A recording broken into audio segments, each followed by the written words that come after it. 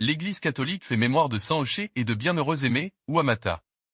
Saint Eucher, le diocèse d'Orléans fait mémoire de saint Eucher, né en cette ville vers 695. Il était moine heureux et tranquille en l'abbaye de Jumièges en Normandie, quand Charles Martel le nomma évêque d'Orléans. Il eut beau faire la sourde oreille et pleurer toutes les larmes de son corps, il dut se soumettre à l'ordre reçu. Il se mettra vaillamment à la tâche et tout ira bien jusqu'à la bataille de Poitiers remportée par Charles Martel en 732. Estimant que c'était grâce à son succès que l'Église avait échappé au péril de l'islam, le vainqueur s'empara du trésor de nombre d'églises et de cathédrales. Les évêques, par peur, gardèrent le silence tant ils redoutaient le maire du palais. Seul l'évêque Eucher osa protester avec véhémence. Il fut destitué et exilé à Cologne en Allemagne. Le duc Robert de Liège se prit d'amitié pour lui, lui procurant un refuge en l'abbaye de Saint-Tron dans le Limbourg belge. C'est là qu'Eucher rejoignit son maître le Christ le 20 février 738. Il y a un autre saint Eucher, évêque de Lyon au 5e siècle. Il fut un spirituel, écrivain renommé. D'étymologie grecque, Eucher signifie bien eu et cirkéro. Bienheureux Aimé, ou Amata. Aimé, au féminin comme au masculin, était un nom très donné au Moyen-Âge.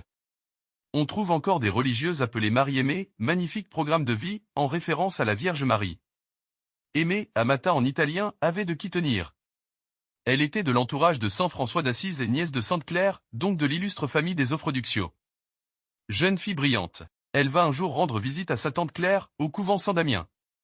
Elle est frappée par la grâce pendant leur entretien et décide d'entrer de suite dans la vie religieuse, sans même retourner faire ses adieux à sa famille. Les austérités qu'elle pratiqua en sa nouvelle vie furent telles qu'elle meurt très tôt en 1254. Évangile de Jésus-Christ selon saint Matthieu. En ce temps-là, Jésus disait à ses disciples: lorsque vous priez, ne rabâchez pas comme les païens. Ils s'imaginent qu'à force de paroles ils seront exaucés. Ne les imitez donc pas, car votre Père sait de quoi vous avez besoin, avant même que vous l'ayez demandé. Vous donc, priez ainsi. Notre Père, qui es aux cieux, que ton nom soit sanctifié, que ton règne vienne, que ta volonté soit faite. Sur la terre comme au ciel. Donne-nous aujourd'hui notre pain de ce jour. Remets-nous nos dettes, comme nous-mêmes nous remettons leurs dettes à nos débiteurs.